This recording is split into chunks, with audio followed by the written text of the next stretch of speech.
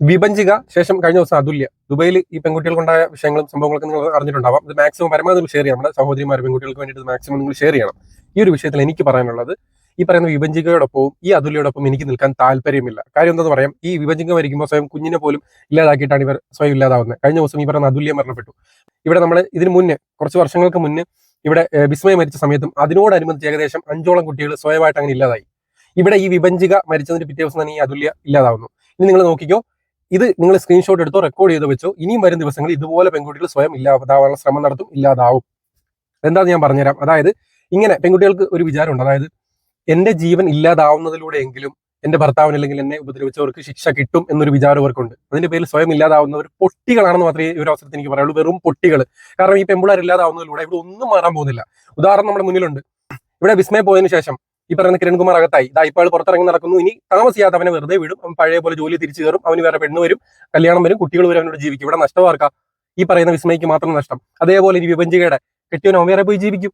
അതുകൊണ്ട് ഇങ്ങനെയുള്ള കേസുകളിൽ ഈ പെൺപിള്ളേരെ നമ്മൾ എന്റർടൈൻ ചെയ്യാൻ പാടില്ല. അതായത് മാധ്യമങ്ങൾ മൊത്തം ആഘോഷിക്കുന്നു, അവൾ പാവമായിരുന്നു, അവൾക്ക് ദാണ്ട ഇങ്ങനത്തെ നീചമായ അവസ്ഥകൾ ഉണ്ടായിട്ടുണ്ട്. ഇത് കാണുന്ന മറ്റുള്ള പെൺകുട്ടികൾ, ഇതുപോലത്തെ സമാന അവസ്ഥയിലൂടെ പോകുന്ന പെൺകുട്ടികൾ ചിന്തിക്കുന്ന ഇങ്ങനെ, ഞാൻ ഇല്ലാതാവുന്നതിലൂടെയെങ്കിലും എന്റെ ഭർത്താവിന് ശിക്ഷ കിട്ടും, എനിക്ക് നീതി കിട്ടും. ഒരിക്കലും ഒരു തേങ്ങ കിട്ടാൻ പോകുന്നില്ല, ഒരു മണ്ണാങ്കട്ടയും കിട്ടാൻ പോകുന്നില്ല. പൊട്ടത്തരം മാത്രമാണ്. അങ്ങനെയൊക്കെ സ്വയം ഇല്ലാതാവാൻ നിൽക്കുന്നുണ്ടെങ്കിൽ ഞാൻ പറയട്ടെ, നിങ്ങൾക്ക് കിഡ്നി ഉണ്ടല്ലോ, ആർക്കെങ്കിലും കൊടുക്ക്, കണ്ണുണ്ടല്ലോ, ആർക്കെങ്കിലൊക്കെ കൊടുക്ക്, അവരെങ്കിലൊക്കെ ജീവിക്കട്ടെ. സ്വയം ഇല്ലാതാവുന്നതിലൂടെ നിനക്കൊക്കെ മാത്രമേ നാശമുള്ളൂ, നിനക്കൊക്കെ മാത്രം നഷ്ടമുള്ളൂ. ഞാൻ ഈ പറയുന്ന ഭാഷ ആരും ഒന്നും തോന്നും. കാരണം അവർ ഞാൻ എന്റർടൈൻ ചെയ്ത് കഴിഞ്ഞാൽ അവർ ദയനീയത, അവരുടെ കഷ്ടം, അവരുടെ അവസ്ഥ എന്ന് പറഞ്ഞു കഴിഞ്ഞാൽ നാളെ പെൺകുട്ടികൾ അതേപോലെ സമാന വഴിയിൽ ഇനിയും പല പെൺകുട്ടികളും വരും. അങ്ങനെ വരുത്താൻ എനിക്ക് താല്പര്യമില്ല. അതുകൊണ്ട് തന്നെ ഞാൻ പറയട്ടെ, നിങ്ങൾ ജീവിച്ച് കാണിക്കണം. ഈ പന്ന പുന്നാര മോമാരുടെ മുന്നിൽ, നിങ്ങളെ കെട്ടിയോന്മാരെന്ന് പറഞ്ഞിട്ട് നിങ്ങളെ ഇങ്ങനെ ആക്കിയ അവന്മാരുടെ മുന്നിൽ ജീവിച്ച് കാണിച്ചു കൊടുക്കണം. നിങ്ങളെ ജീവിതം കണ്ടിട്ട് അസൂയ മൂത്ത് അവന്മാർ പോയി ഇതൊക്കെ ചെയ്യണം. ആ രീതിയിലേക്ക് നിങ്ങൾ ജീവിച്ച് കാണിക്കണം. ജീവിതം കൊണ്ട് മാത്രമേ മറുപടി കൊടുക്കാവുള്ളൂ. ജീവൻ സ്വയം എടുക്കുന്നതിലൂടെ ഒരു മറുപടി ഉണ്ടാവുന്നില്ല.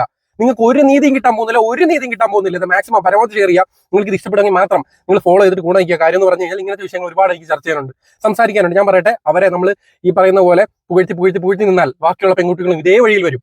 അവർ ഇതേ ജീവൻ ഇല്ലാതാക്കും. അതിനകത്ത് വിഭജിയുടെ അമ്മ പറയുന്നത് കേട്ടു, അവൾ സ്വയമായിട്ട് പഠിച്ചു, സ്വയമായിട്ട് ജോലി ചെയ്തു, വലിയൊരു പൊസിഷനിലെത്തി. ഞാൻ ചോദിക്കട്ടെ, അങ്ങനെയുള്ള ഒരു ഏതെങ്കിലും ഒരു കാലിൽ കീഴിൽ പോയി കിടക്കുന്ന തോന്നിനാ എടുത്ത് കളയണം അവനെ, എന്നിട്ട് ജീവിച്ച് കാണിക്കണം.